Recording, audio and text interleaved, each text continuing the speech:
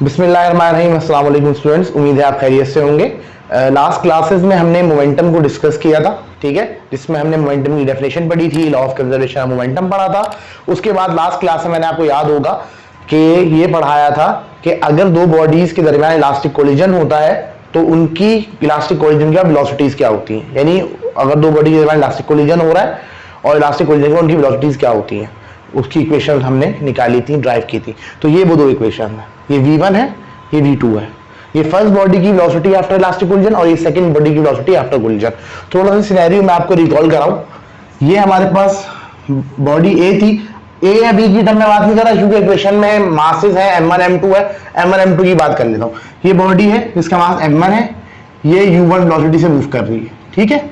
ये बॉडी है जिसका मास है m2, ये u2 वेलोसिटी से मूव कर रही है, ठीक है। ये दोनों आपस में टकरा जाती हैं, इनके दरमियान कोलिजन होता है, ठीक है। और फिर कोलिजन के बाद जो m1 की जो वेलोसिटी होती है वो हो जाती है v1 और m2 की जो वेलोसिटी होती है वो हो जाती है v2, ठीक है। तो v1 और v2 वेलोसिटीज को हमने ड्राइव किया था और जो एक्सप्रेशन आई थी वो ये दोनों है, ठीक है। v1 के लिए एक्सप्रेशन है और v2 के लिए ये एक्सप्रेशन है, ठीक है। अगर हम गौर करें इस चीज पे तो यहां पर हमारे पास 6 चीजें हैं, m1 m2 u1 u2 v1 v2। m1 m2 masses है, u1 u2 velocity of bodies है बिफोर कोलिजन और v1 और v2 velocity of two bodies है आफ्टर इलास्टिक कोलिजन। तो ये इक्वेशन हमने एक्सप्रेस कर दी v1 v2 की, ड्राइव कर ली हमने, ठीक है। और ये यहाँ पर मौजूद है। अगर दो बॉडी की तरह इलास्टिक कोलिजन हो रहा है और उनकी वेलोसिटीज निकालनी है तो हम बआसानी यहाँ से निकाल सकते हैं, ठीक है। v1 और v2 का फॉर्मूला लगाते हैं और हमारे पास निकल जाएगा। अच्छा, अगर हमारे पास इलास्टिक कोलिजन ना हो, अब सवाल ये है कि अगर इलास्टिक कोलिजन ना हो, तो आपको पता है जब इलास्टिक कोलिजन नहीं होता तो हमारे पास कंजर्वेशन ऑफ काइनेटिक एनर्जी नहीं होती, यानी काइनेटिक एनर्जी कंजर्व नहीं होती। जब काइनेटिक एनर्जी कंजर्व नहीं होती तो आप ये इक्वेशन इस्तेमाल हर किसी नहीं कर सकते। तो उस सूरत में जो हल बचता है वो ये बचता है कि हम लॉ ऑफ कंजर्वेशन मोमेंटम लगा सकते हैं। तो ये तो खुद लॉ ऑफ कंजर्वेशन मोमेंटम से निकली है, ठीक है, लेकिन यहाँ इसकी लिमिटेशन है कि इलास्टिक कोलिजन हो। इलास्टिक कोलिजन नहीं है तो फिर ये हम लॉ ऑफ कंजर्वेशन मोमेंटम लगा रहे होते हैं और यहाँ से काम कर रहे होते हैं। लेकिन जरा थोड़ा सा मैं आपको सिनेरियो थोड़ा सा क्लियर कर दूं। हमारे पास जो है, मैं जैसे कि बताया कि 6 चीजें m1 m2 u1 u2 और v1 v2। अब यहाँ पर हमारे पास 2 इक्वेशन है तो 2 अननोन निकल सकते हैं। वैसे यूजुअली v1 और v2 निकालने को आता है, लेकिन अगर आपके पास कुछ और भी निकालने को दे इलास्टिक कोलिजन में तो हमारे पास 4 चीजें अगर हमें पता हो, 4 हमें पता हो तो 2 निकल जाती हैं, 4 पता हो तो जो 2 निकल जाती हैं। जबकि हमारे पास अगर इलास्टिक कोलिजन नहीं है, ठीक है, तो इलास्टिक कोलिजन नहीं ना हो तो उस केस में इक्वेशन नहीं लग सकती, फिर सिर्फ लॉ ऑफ कंजर्वेशन मोमेंटम है। तो लॉ ऑफ कंजर्वेशन मोमेंटम में भी यही जो है 6 चीजें m1 m2 u1 u2 v1 v2। और फर्क है यहाँ पर इलास्टिक कोलिजन हुआ है, वैसे इलास्टिक कोलिजन नहीं हुआ, इलास्टिक कोलिजन होगा। तो उस केस में आपके पास ये 6 चीजें हैं और इक्वेशन सिर्फ एक है, तो आपको यहां पर 5 चीजें पता होंगी तो आप जो है ना, ये इलास्टिक कोलिजन में था कि 4 पता हो तो 2 निकाल सकते हो, यहां पर 5 पता हो तो 1 आप निकाल सकते हो इन इलास्टिक कोलिजन के केस में लॉ ऑफ कंजर्वेशन मोमेंटम लगा के। बाकी आपको मैंने जो है ना पढ़ाया था कि फोर्स जो होता है वो rate of change of momentum होता है। तो किसी केस में अगर फोर्स निकालनी हो मोमेंटम के थ्रू तो भी आप निकाल सकते हैं। बाकी एक चीज़ यहाँ पर हम बाद में डिस्कस करेंगे, ये जो फार्मूले हम बाद में डिस्कस करेंगे। तो अपने क्लास का बाकायदा तौर पे स्टार्ट करते हैं, न्यूमेरिकल स्टार्ट करते हैं। न्यूमेरिकल इसकी ईजी, इतनी मुश्किल नहीं है, तो इसमें आपको बिल्कुल भी घबराने की कोई ज़रूरत नहीं है, ठीक है। अब ये कह रहे हैं कि 100 gram golf ball moving with the speed of 20 metre per second collides with 8 kg steel ball at rest. 8 है, 80 है या 8 है, मुझे देखने दीजिएगा। हाँ, 8 kg सही है। तो ये कह रहे हैं कि 100 ग्राम की बॉल है, ठीक है, वो 20 मीटर पर सेकंड से मूव कर रही है, कोलाइड करती है 8 kg की बॉल से जो कि रेस्ट की हालत में, ठीक है। If the collision is elastic compute the velocity after collision. अगर कोलिजन की नेचर इलास्टिक है तो कोलिजन के बाद वेलोसिटी निकालना है। अच्छा, एक बात मैं आपको क्लियर कर दूं, यहाँ पर 2 बॉडीज हैं, एक तो गोल्फ बॉल है और एक स्टील बॉल है, ठीक है। एक 100 ग्राम की गोल्फ बॉल है, वो 20 मीटर पर सेकंड से मूव कर रही है और जाके 8 kg की स्टील बॉल से टकरा जाती है जो कि पहले से रेस्ट के आगे पड़ी हुई है। मिसाल के तौर पर एक बड़ी सी बॉल है 8 kg की, वो पड़ी हुई है, छोटी सी 100 ग्राम की गोल्फ बॉल आती है और वो स्टील के बॉल से टकरा जाती है। ये केस है। अब यहाँ पर दो मासेस हैं, किसको M1 लेना है, किसको M2 लेना है, तो कोई मुश्किल नहीं, किसी को भी चाहे M1 ले लें, किसी को भी चाहे M2 ले लें। लेकिन हमारे पास ये जरूरी है कि अगर मैंने गोल्फ बॉल को M1 लिया है ना, तो उसकी वेलोसिटी जितनी है ना, तो उसको भी मैं 1 से लूंगा, U1 और V1 लूंगा। और अगर मैंने इस मास को M2 लिया है, तो इसकी जो वेलोसिटी है उसको भी U2 और M2 लूंगा। तो अब जरा मैं डेटा बनाना शुरू करता हूँ, आसान सा न्यूमेरिकल है। तो हमने कह दिया गोल्फ की बॉल के लिए हमने 1 से जो है ना सिंबलाइज कर दिया इसको। तो M1 हो गया 100 ग्राम, 100 ग्राम है, आप ग्राम को किलो में कन्वर्ट करने के लिए 1000 से डिवाइड कर दे, किलो में आ जाएगा, ठीक है। मूव कर रही थी 20 मीटर पर सेकेंड से, ठीक है। फिर कोलाइड करती है स्टील बॉल से, तो ये कॉलिजन से पहले की वेलोसिटी 20 मीटर पर सेकेंड, तो U1 हो गई, ठीक है। और फिर और दूसरी बात जो आपको दी हुई है वो 8 kg स्टील बॉल दी हुई है, M2 हो गया एट रेस्ट। तो स्टील बॉल जो है रेस्ट की हालत में थी। हुआ ये था कि 100 ग्राम की बॉल आई 20 मीटर पर सेकेंड से और उस स्टील बॉल से टकरा गई, जिसका वजह 8 kg है। तो स्टील बॉल जो थी वो रेस्ट की हालत में मूव नहीं कर रही थी। जब रेस्ट की हालत में तो U2 क्या होगा, 0 होगा। अब कह रहे हैं अगर कॉलिजन इलास्टिक है तो कॉलिजन के बाद वेलोसिटी निकाले V1 और V2। तो बहुत आसान सी बात है, बहुत आसान सा न्यूमेरिकल है। फॉर्मूला हमारा मौजूद है जो कि हमने अभी निकाले थे। तो ये जस्ट एप्लीकेशन है लास्ट डेरिवेशन की। तो हम इसमें वैल्यूज पुट कर दें M1 M2 की, U1 U2 की, और सॉल्व कर लें तो बआसानी हमारे पास वैल्यूज आ जाएंगी। जैसे V1 की आ गई, इस तरह V2 का फार्मूला लगा लें, वैल्यूज पुट कर लें, तो आफ्टर इलास्टिक कोलिजन वैल्यूज आ गई, ठीक है। अच्छा एक बात गौर करिएगा कि जो V1 वेलोसिटी है ना वो आई है -19.506, यानी कॉलिजन के बाद जो वेलोसिटी आई है ना गोल्फ की बॉल की वो नेगेटिव में आई। इसका मतलब क्या हुआ, इसका मतलब ये हुआ जब गोल्फ की बॉल जाके टकराई ना स्टील बॉल से तो वो वापस पलट गई। जाहिर सी बात है, आप मिसाल है कि एक बहुत बड़ी बॉल रखी हुई हो 8 kg की और उसमें छोटी सी बॉल मांगो तो क्या होगा, टकरा के वापस ही आएगी ना कॉलिजन के बाद। कॉलिजन के बाद ऐसा तो नहीं होगा कि वो भी आगे चल पड़े, तो छोटी बॉल है वापस में फेंको तो ये से टकराएगी, वो भी चल जाएगी, ये भी आगे इसकी तरफ चल जाएगी, ऐसा होता है ना। लेकिन जब बड़ी बॉल से जाके टकराएगी तो वो पता है क्या होगा, वो रिपेल कर जाएगी, वापस आ जाएगी। तो वापस आएगी तो देखें वेलोसिटी क्या हो गई, नेगेटिव में हो गई। यानी इसका मतलब ये हुआ कि जो गोल्फ की बॉल है स्टील बॉल टकराएगी और वापस आ जाएगी, यानी उसी डायरेक्शन में मोशन कंटिन्यू करेगी, बल्कि पलट के रिपेल हो जाएगी, वापस आ जाएगी। जबकि आप 8 kg की स्टील बॉल को देखें, इसकी वेलोसिटी बहुत कम है। उस गोल्फ की बॉल के लगने की वजह से ना ज्यादा मोशन उसके अंदर डेवलप नहीं हुआ बॉल के अंदर, तो 0.5 मीटर पर सेकेंड से मूव कर रही है, हल्की सी वेलोसिटी से वो जरा सी सरक के हल्की सी मूव करना शुरू करा है उसने, ठीक है। बात क्लियर हो गई। अब इस दूसरे न्यूमेरिकल ले लेते हैं।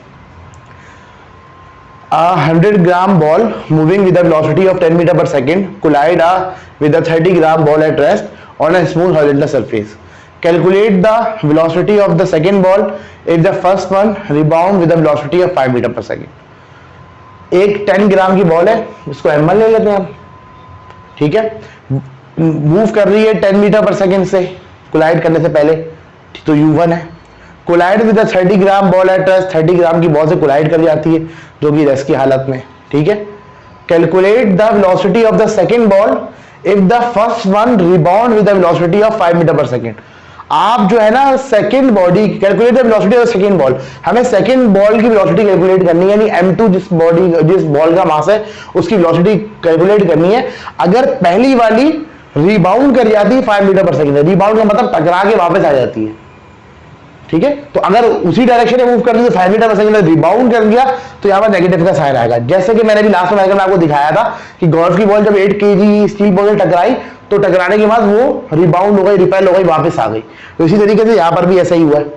तो इन्होंने न्यूमेरिकल में बता दिया कि वेलोसिटी में निकालनी सेकंड बॉल की, अगर पहली वाली बॉल जो है ना वो वापस आ जाती है, रिबाउंड कर जाती है 5 मीटर पर सेकंड से, 5 मीटर पर सेकंड वेलोसिटी हो गई, और चूंकि रिबाउंड हुआ है डायरेक्शन ऑफ मोशन उसका चेंज हुआ है, अपोजिट डायरेक्शन में हो गया तो माइनस का साइन आ गया, ठीक है।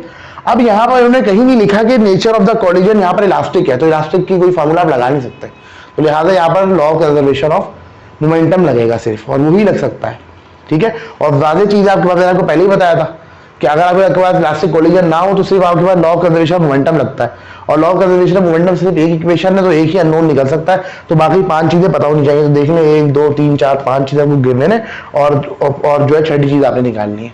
जबकि लास्ट न्यूमेरिकल में आपको देखा था आपने कि आपको 4 चीजें गिवन थी और 2 चीजें निकालनी थी, तो law of conservation of momentum लगाया, यहाँ वैल्यूज पुट करी, ठीक है। इनको थोड़ा सॉल्व कर लें, यहाँ पहले ब्रैकेट सॉल्व कर लें, मल्टीप्लाई करवा लें, फिर उसके बाद ऐड वगैरह कर ले, ठीक है, फिर ये डिवाइड करवा दें, ठीक है, फिर डिवाइड कर ले और पलट के लिख दें, ठीक है। तो ये 5 मीटर पर सेकेंड आ गया। तो ये आसान सा न्यूमेरिकल है, पेपर में आ जाता है, आसानी हो गई। अच्छा अब तीसरा न्यूमेरिकल देखते हैं, मुश्किल नहीं है ये लेकिन थोड़ा समझने वाला है। कह रहे हैं 100 gram bullet is fired from a 10 kg gun with a speed of 10 metre per second. एक 100 ग्राम की बुलेट है, वो फायर की जा रही है 10 kg की गन से 10 मीटर पर सेकेंड की स्पीड से। आसान सी बात है कि 100 ग्राम की एक बुलेट है, बुलेट यानी गोली, ठीक है, उसको जो है ना फायर किया जा रहा है एक गन से जो 10 किलो की है, और किसी स्पीड से फायर किया जा रहा है बुलेट को, 10 मीटर पर सेकेंड की बुलेट से फायर किया जा रहा है गन को। अच्छा अब एक बार जरा गौर करिएगा, और कह रहे हैं what is the speed of the recoil of the gun. Gun की स्पीड क्या होगी, यानी जब हम गन चलाते हैं तो गन पीछे की तरफ आती है ना, तो पीछे की तरफ गन किसी स्पीड से आएगी, ये वेलोसिटी हमने निकालनी है, ठीक है। पहली बात तो मैं वो बताऊं यहां पर हुआ क्या है। यहां पर हुआ ये है कि फायर शॉट हुआ है, यानी हमने गोली चलाई है, तो गोली चलाते वक्त कॉलिजन हुआ है।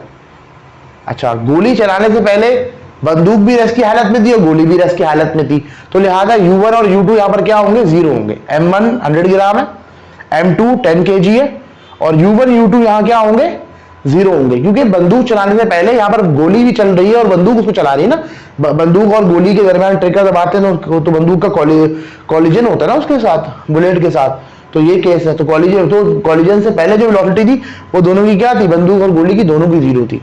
और फिर उसके बाद क्या हुआ, जब आपने गोली चलाई तो 10 मीटर पर सेकंड से आ गई, यहाँ पर 1000 मीटर पर सेकंड लिखा, हो सकता है ऊपर गलती हो यहाँ गलती हो, ठीक है, 10 है या वो 1000 है या ये 10 है, ठीक है। तो ये हुआ, तो आप समझ में आ गई, दोबारा समझा दूं बात को। देखो एक गन थी, ठीक है, उससे एक बुलेट फायर की गई है, कितने kg की गन थी, 10 kg की गन थी, और 100 ग्राम की बुलेट थी, छोटी सी बुलेट थी, ठीक है, उसको चलाया गया है। तो उसके मासेस यहाँ लिख लिया आपने, और जिस वेलोसिटी से चलाया गया, मैंने बुलेट का मास M1 का है तो उसकी वेलोसिटी को V1 का है, इससे कंफ्यूज नहीं होगा। ये 10 और 1000 एक ही चीज है, या तो ये 1010 है या ये 1000 है, ठीक है। तो चलाया गया किसी स्पीड से बुलेट को 1000 मीटर पर सेकंड, जो तो चलने के बाद की स्पीड है ना, तो V से नोट की जाती है। आफ्टर कॉलिजन जो वेलोसिटी होती है वो V से डिनोट की जाती है, बिफोर कॉलिजन जो वेलोसिटी U से डिनोट की जाती है। तो यहां पर मैंने आपको बताया कि जब गन चलाई गई, गन चलाने से पहले तो जाहिर सी बात है, ये बात आपको क्लियर होनी चाहिए कि बुलेट और गन दोनों रेस्ट की हालत में, तो लिहाजा U1 U2 क्या होगी, 0 होगी। अब हमें क्या निकालना है, calculate the speed of the recoil of the gun. हमें गन की स्पीड निकालनी है और गन का रिकॉइल निकालना है। गन जब चलाते हैं तो गन पीछे की तरफ आती है ना चलने के, तो लिहाजा आपने यहां पर कहा गया रिकॉइल ऑफ द गन। तो जब रिकॉइल का मतलब होता है पीछे की तरफ आने वाली स्पीड को, तो यदि आपने यहां पर -V2 निकालना है, ठीक है, तो गन की स्पीड V2 हो गई, रिकॉइल -V2 हो गया। अपोजिट डायरेक्शन जब हम शामिल कर लेते हैं बात में तो माइनस का साइन लगा देते हैं, वो लगा दी बने, लॉ ऑफ कंजर्वेशन मोमेंटम लगाए आप, इजीली वैल्यूज पुट करें, सॉल्व करें। अच्छा ये न्यूमेरिकल है ना, थोड़ा सा वर्कआउट करेंगे तो आपको बड़े इजी लगेंगे। V2 आ गया 10, तो माइनस साइन उधर ले गया, तो 10 मीटर पर सेकंड से जो आपका गन है वो पीछे की तरफ वापस आएगी, ठीक है। अगला न्यूमेरिकल भी ऐसा ही है। अब देखिए यहाँ पर आप उधर जो है ना 1000 ही स्पीड लिखी, वो गलती से 10 लिखी हुई थी, ठीक है, न्यूमेरिकल में गलती थी। अब यहाँ पर 50 ग्राम की बुलेट है, वो फायर की जा रही है 15 किलो की गन से, और स्पीड है 1500 meter per second. What is the speed of the recoil of the gun. तो ये मास M1 कह देता हूँ बुलेट का, ठीक है, M2 मास कह देता हूँ गन का। M2 जो है वो गन का मास है 15 किलो, और वो स्पीड जिससे बुलेट फायर की जा रही है वो कितनी है, 1500 मीटर पर सेकंड। तो बुलेट को हमने 1 से डोनेट किया है, ठीक है, तो लिहाजा उसकी वेलोसिटी भी 1 से डोनेट की जाएगी। अब ये पहले हम देख लेते हैं कि यहाँ पर जो बुलेट की वेलोसिटी और गन की वेलोसिटी है वो चलने से पहले 0 है। रेस्ट की हालत में चलाया था ना गन को, तो बुलेट और गन दोनों 0 वेलोसिटी पे होती हैं, V1 U2 0 हो गई। ये जो V1 है ये जैसे बात इसकी है बुलेट की स्पीड है, तो मैंने जैसे बताया 1 से आपने बुलेट की का मास लिया तो 1 से ही आप इसकी वेलोसिटी ले रहे होंगे। आपको रिकॉइल ऑफ द गन निकालना है V2 यानी -V2 आपने निकालना है, ठीक है। वही लॉ ऑफ कंजर्वेशन मोमेंटम लगाया, वैल्यूज पुट करी और इजीली आपने V2 निकाल लिया, ठीक है, और माइनस साइन उधर लेगा V2 की तरफ, तो राइट हैंड पॉजिटिव हो गया, तो यानी 15 मीटर पर सेकंड से गन वापस आएगी। तो कुछ स्टूडेंट्स चार मैं देखा रिजल्ट भी लिख रहे होते हैं, और अच्छी बात है, मैं रिकमेंड करता हूँ रिजल्ट लिखिए, ऑल्दो नंबर नहीं मिलता इसकी कोई एक्स्ट्रा, लेकिन अगर आप रिजल्ट लिख लें तो अच्छा होता है। तो आप रिजल्ट लिख सकते हैं, the speed of the record of the gun is 15 meter per second. ठीक है, तो जिस तरह शुरू में मैंने जब न्यूमेरिकल कराया था, शुरू में एक न्यूमेरिकल मैंने रिजल्ट लिखवाया था, तो आप सब न्यूमेरिकल में रिजल्ट की हेडिंग डाल के इस तरह गिवन रिक्वायर्ड फार्मूला सॉल्यूशन की हेडिंग डालते हैं, इस तरह आप जो है ना उसकी भी रिजल्ट की हेडिंग डाल सकते हैं। और जरूरी नहीं कि आप गिवन रिक्वायर्ड फार्मूला सॉल्यूशन से करें, अगर आपको जल्दी है, आपको लगता है पेपर मुश्किल आया और मुझे टाइम लगेगा, तो डेटा सॉल्यूशन से भी आप पेपर कर सकते हैं। लेकिन तो अच्छा वे सबसे, उसमें मैं आपको पढ़ा रहा हूँ, उसी में मैं आपको चीज़ें करा रहा हूँ। तो मेरी रिकमेंडेशन ये होती है कि इसी तरीके से आप न्यूमेरिकल को पेपर में करें। अच्छा, अब ये न्यूमेरिकल आ गया। अब इस न्यूमेरिकल को समझाने से पहले थोड़ी सी बात है, अगर मैं समझा दूं फिर मैं आपको न्यूमेरिकल आगे कराऊंगा। ठीक है, यह मिटा देता हूँ, यार इसका कोई काम नहीं है। देखो स्टूडेंट्स, एक मैं आपको एक बात बताऊं, मैंने शुरू में जब फ्रेम ऑफ रेफरेंस पढ़ाया था तो मैंने थोड़ी सी वेक्टर की डिस्कशन की थी आपके साथ, थोड़ी सी आज डिस्कशन एक कर लूँ फिर मैं पढ़ाता हूँ आपको। देखिए ये हमारे पास दो एक्सेस हैं, ये एक वाई एक्सेस है और ये एक्स एक्सेस है। ठीक है बेटा, अगर हमारे पास जो है ना ये एक वेक्टर है, ना ये एक्स के अलाउंग है ना ये वाई के अलाउंग है। ठीक है, तो ये वेक्टर मैंने आपको बताया था कि दोनों के अलाउंग है, ये बेसिकली एक्स और वाई से मिलके बना है। ये इस प्लेन के अंदर तीसरी डायरेक्शन नहीं है, बल्कि ये जो डायरेक्शन है ना वो इन्हीं दोनों से मिलके बनी है। कैसे पता लगेगा? इसका आसान हल ये कि आप एरो से एक जो है ना ड्रॉप कर लें एक लाइन एक्स एक्सिस के ऊपर, तो आप देख सकते हैं ये हमारा एक्स कंपोनेंट हो जाएगा और ये जो है हमारा वाई कंपोनेंट हो जाएगा। ये आप ऐसे भी कर सकते हैं, बजाय आप यहां ड्रॉप करें, आप यहां ड्रॉप कर लें, तो ये वाई कंपोनेंट हो जाएगा, ये एक्स कंपोनेंट हो जाएगा। तो ये जो वेक्टर है ये इस तरीके से एक्स का डायरेक्शन में है और इतना ये वाई डायरेक्शन में। जब ये एक्स डायरेक्शन में इतना है और वाई डायरेक्शन में इतना है, तो मिलके ये रिजल्टेंट बन रहा है। ठीक है, तो जब एक प्लेन में एक वेक्टर मौजूद हो तो बेसिकली वो दो एक्सिस पे के अलाउंग एक साथ मौजूद होता है। ठीक है, तो अब उसको अगर आपने निकालना है, रिजॉल्व करना है, तो मैंने इस सेक्शन को रिजॉल्व करने का तरीका क्या है, आप हेड ऑफ द वेक्टर से एक लाइन ड्रॉप कर ले किसी भी एक्सिस के ऊपर। जैसे कि मैंने एक्स एक्सिस पे यूजुअली हम ड्रॉप करते हैं, एक्सिस पे लाइन ड्रॉप की, तो ये हमारे पास इसका एक्स कंपोनेंट आ गया, ये इसका हमारा वाई कंपोनेंट आ गया। ठीक है, अब हमारे पास जो थोड़ा सा मैं आगे वेक्टर्स का कॉन्सेप्ट क्लियर कर रहा हूँ, आगे बात बढ़ा रहा हूँ। देखो हमारे पास कभी भी कोई वेक्टर को डिफाइन करना है ना, तो उसका मैग्नीट्यूड पता होना चाहिए, जैसे मिसाल के तौर पर मैग्नीट्यूड पता होना चाहिए और उसकी डायरेक्शन पता होनी चाहिए। मैंने आपको पहले ही बताया था कि वेक्टर, ये लेक्चर में अभी कुछ पिछले दिनों में बात हुई है कि वेक्टर में दो चीज पता होनी चाहिए आपको, एक तो मैग्नीट्यूड पता होना चाहिए आपको और एक उसकी डायरेक्शन पता होनी चाहिए। तो मुख्तलिफ तरीकों से हम एक वेक्टर को जो है ना डिस्क्राइब कर रहे होते हैं। एक तरीका ये होता है कि अगर मुझे एक वेक्टर को डिस्क्राइब करना है ना, मिसाल के तौर पर मान लें ये वेलोसिटी का वेक्टर है। ठीक है, तो वेलोसिटी है 5 मीटर पर सेकेंड। अब वेलोसिटी है 5 मीटर पर सेकेंड और अब मुझे इसकी डायरेक्शन बतानी है, तो उस डायरेक्शन का बताने का तरीका होता है, मैट्रिक में आप याद होगा कि हम एक्स एक्सिस से इसका एंगल बता देते हैं। इसको हम क्या कह रहे होते हैं? थीटा कह रहे होते हैं। हम क्या कह रहे होते हैं? इसको थीटा कह रहे होते हैं। तो थीटा जो है ना इस वेक्टर की डायरेक्शन बता रहा होता है, यानी हम कह देते हैं कि ये वेलोसिटी है 5 मीटर पर सेकेंड और इसकी डायरेक्शन जो है वो एक्स एक्सिस के अलाउंग 30 एक्स एक्सिस से इसकी जो डायरेक्शन है वो 30 डिग्री पे। तो इस तरह डायरेक्शन हम डिफाइन कर रहे होते हैं। सही है, तो अब यहाँ पर एक बात अगर आप गौर करें तो एक राइट एंगल ट्राइंगल बन गया और इस राइट एंगल ट्राइंगल पे मैं अगर जो है ना cos थीटा लगाऊं, होता है some people have curly brown hair till painted black करके आप याद रखते हैं मैथ्स में, ये याद करने के लिए जुमला बनाया हुआ है। तो cos थीटा होता है curly brown hairs base over hypotenuse. ठीक है, और ये बेस और हाइपोटेन्यूज लेंथ है, सिर्फ वेक्टर नहीं है बेसिकली।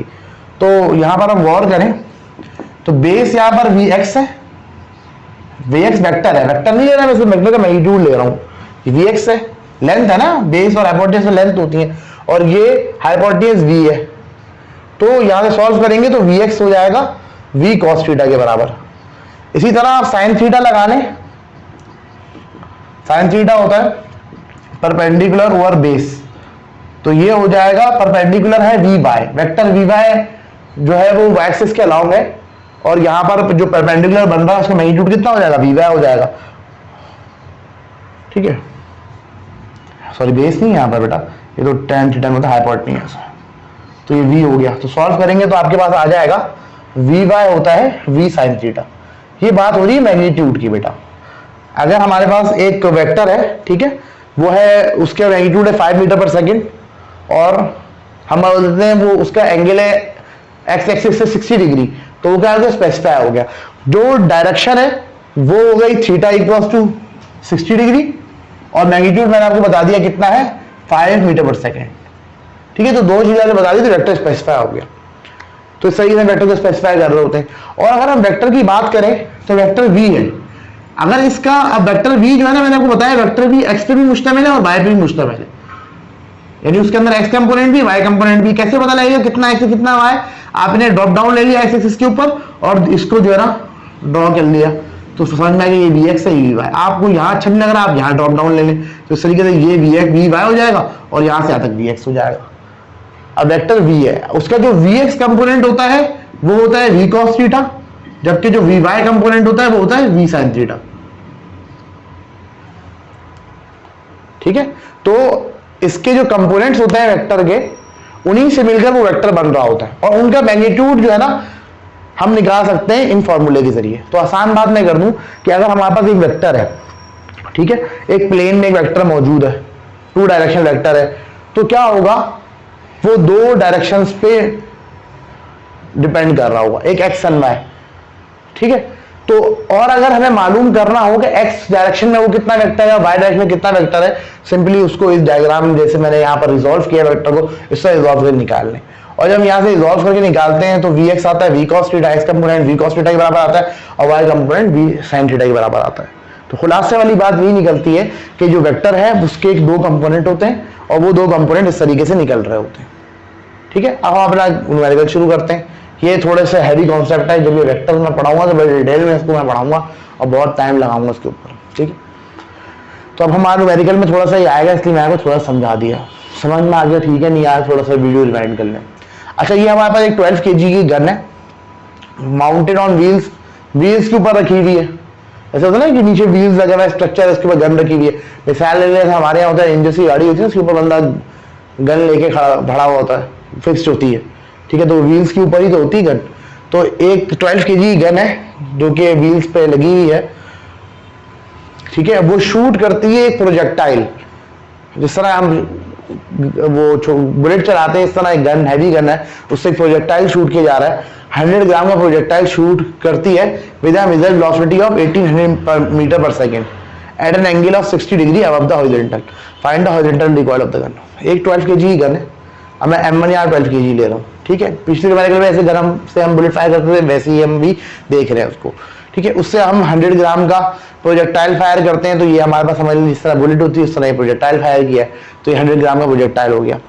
और जिस वेलोसिटी से किया है वो है 1800 मीटर पर सेकेंड। तो एक बात तो आपको क्लियर है, मैं आपको पहले ही बताइए, जब हम गन शूट कर रहे होते हैं तो हम यहाँ पर किसी को कंसिडर कर रहे हैं, कॉलिजन को कंसिडर कर रहे हैं। कॉलिजन क्या है कि बुलेट चली, जो गन चली है या बुलेट चली है, ठीक है, तो जो कॉलिजन हुआ है उस वक्त, तो कॉलिजन से पहले गन भी और बुलेट भी, जिस तरह यहाँ पर गन है और प्रोजेक्टाइल है, दोनों जो है ना शूट होने से पहले क्या होंगे, रेस्ट की हालत में होंगे।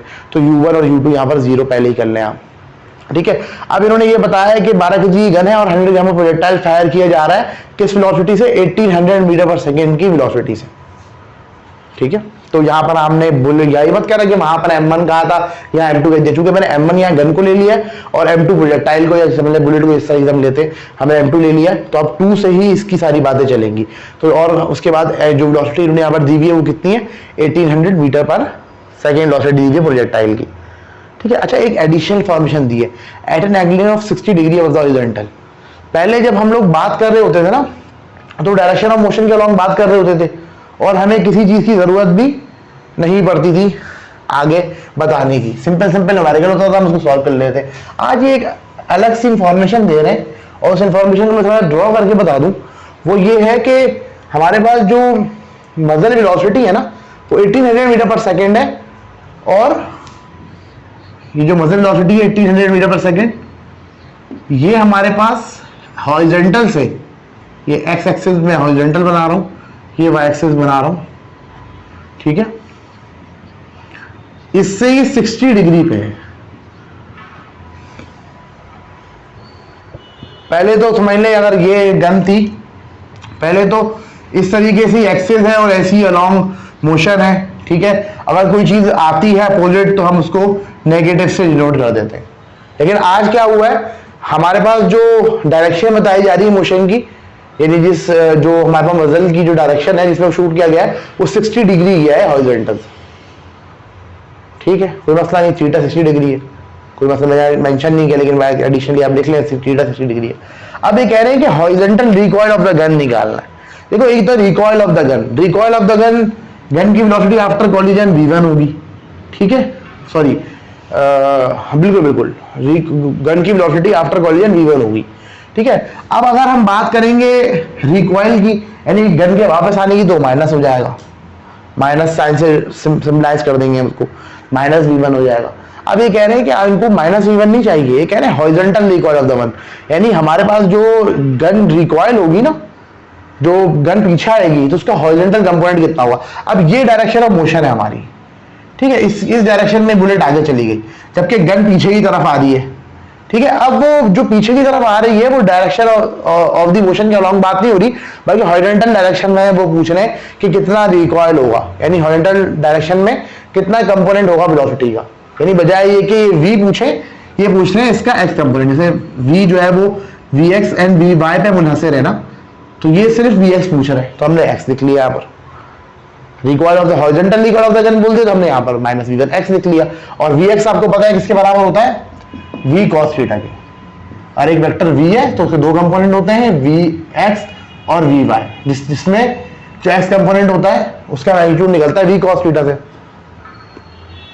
तो लॉ ऑफ कंजर्वेशन आप मोमेंटम लगाया आराम से, जैसे पहले सुकून तसल्ली के साथ, यहां से v1 निकल गया।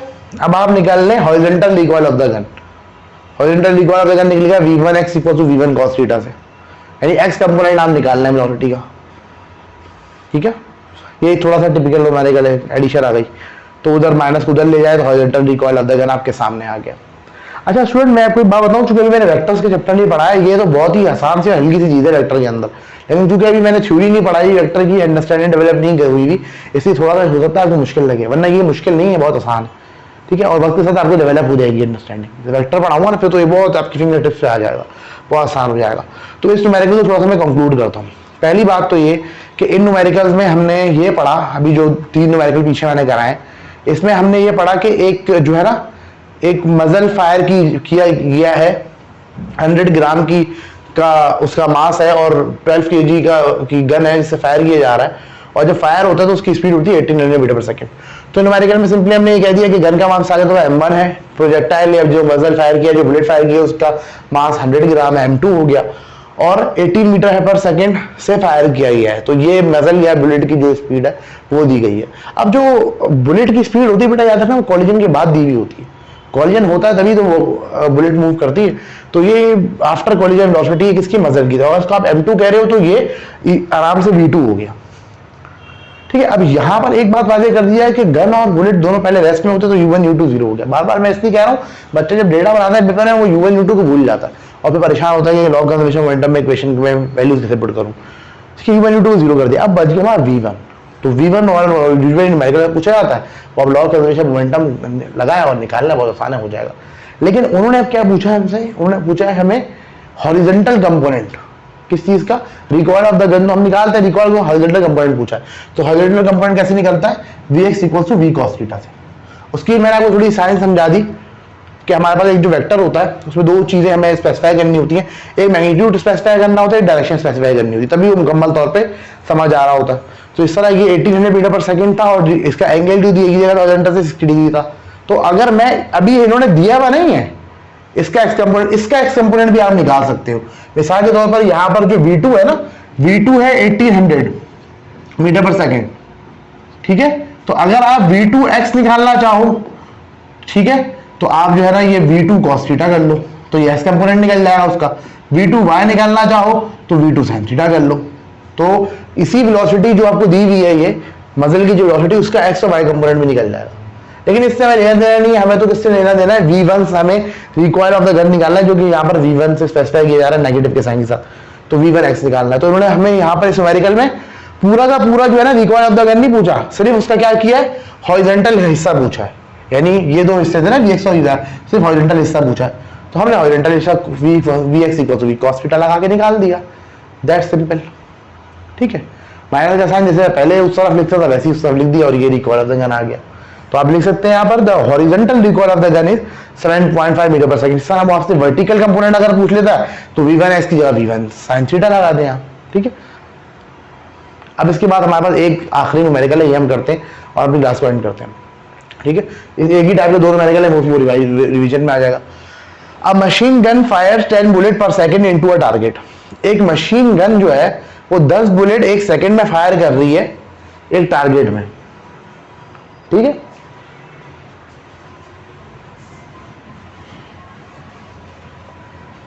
एक मशीन गन है वो 10 बुलेट फायर कर रही है एक सेकंड के अंदर एक टारगेट में। Each bullet weighs 20 gram and have a speed of 1500 meter per second. हर बुलेट का जो मास है वो 20 ग्राम है और स्पीड जो है वो 15 मीटर पर सेकंड है। Find the force necessary to hold the gun into position. आप वो फोर्स निकालें जिसके जरिए गन को पोजीशन में होल्ड किया जाएगा। देखिए मशीन गन हैवी होती है, जब चलती है तो रिकॉइल आता है और हम जब उसको मजबूती से पकड़ के रखेंगे, अब बुलेट फोर्स अप्लाई करेंगे तो वो रिकॉइल हमारे पास अंदाज नहीं होगा, गन पीछे की तरफ नहीं जाएगी। मशीन गन का तो रिकॉइल बहुत स्ट्रांग होता है, हल्के हाथ से पकड़ के आप चला दें मशीन गन, आपकी क्या हालत हो जाएगी। तो एक फोर्स के साथ उसको होल्ड करके रखना होता है जब उसको चला रहे होते।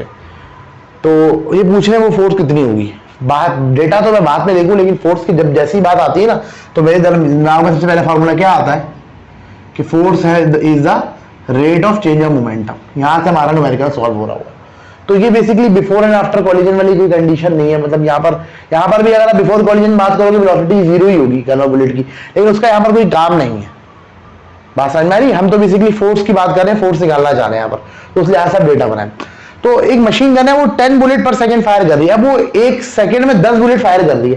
भाई एक मतलब में तो एक ही बुलेट फायर कर रही है ना, सही है आपकी बात ठीक है कि 10 बुलेट फायर कर रही है एक सेकंड के अंदर। तो मुझे तो इस बात से गर्ज नहीं है कि 10 बुलेट का टाइम कितना है, मुझे तो एक बुलेट का टाइम चाहिए। तो एक सेकंड लग रहा है 10 बुलेट के अंदर।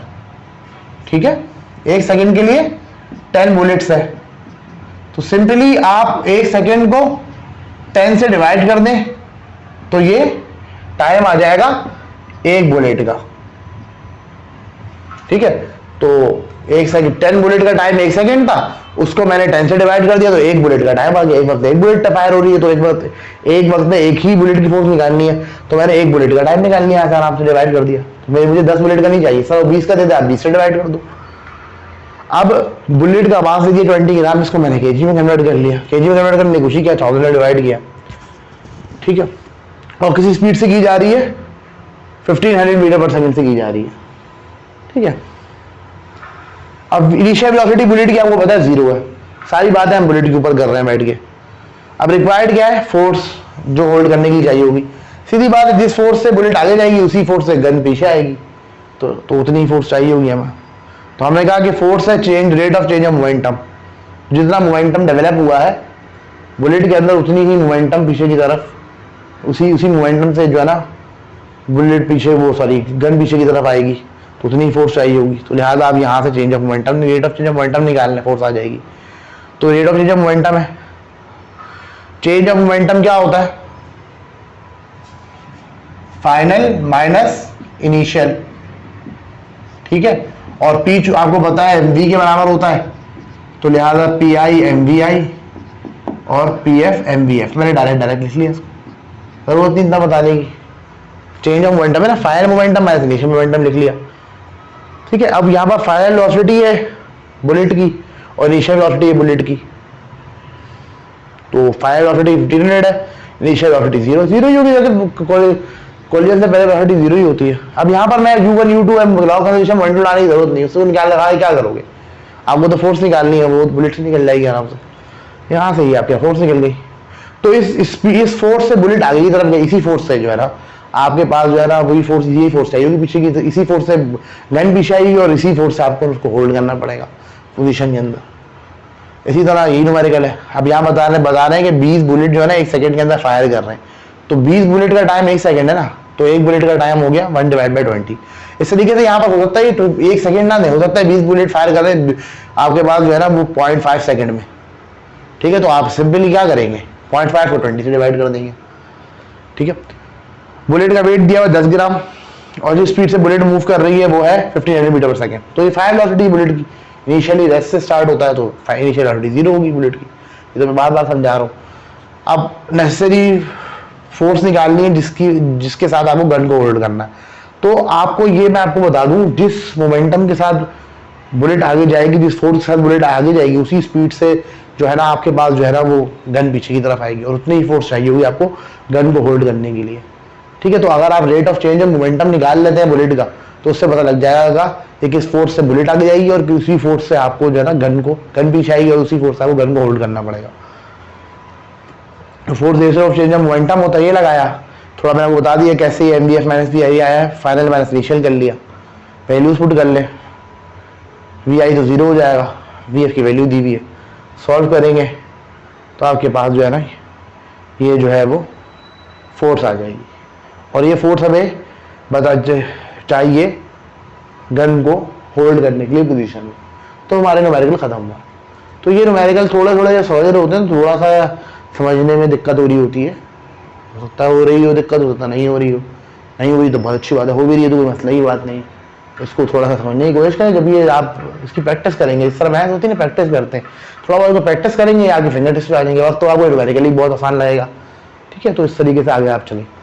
तो अब इंशाल्लाह अगली क्लास में न्यूमेरिकल करेंगे, वो थोड़ा सा हैवी है। हैवी क्या है मतलब इसका थोड़ा एक एडवांस सा थोड़ा न्यूमेरिकल है, थोड़ा अलग है इससे, लेकिन थोड़ा एडवांस सा है, कुछ खास बातें हैं उसमें और कुछ भी नहीं है, इसलिए उसको मैंने बिल्कुल अलग से रखा है। और वो एक ही टाइप के दो न्यूमेरिकल है, नहीं एक न्यूमेरिकल है जो मैंने कराना है, तो एक ही टाइप के न्यूमेरिकल है ना, तो उसमें एक न्यूमेरिकल हमने नेक्स्ट क्लास में कराना है, उससे वही न्यूमेरिकल मैं नेक्स्ट क्लास पे कराऊंगा। जब तक मुझे इजाज़त दीजिए, अपना ख्याल रखिए और अपनी पढ़ाई पर भरपूर तवज्जो दीजिए। और इस चैनल को सब्सक्राइब नहीं किया तो सब्सक्राइब कर लें, उस स्टूडेंट को रेकमेंड करें कि जो है ना वो इस चैनल पे आए, ताकि एक हर स्टूडेंट जिसकी अप्रोच नहीं है कोचिंग सेंटर तक, तो वो घर बैठे आराम से ही पढ़ सके। आपका बहुत शुक्रिया। अल्लाह हाफ़िज़।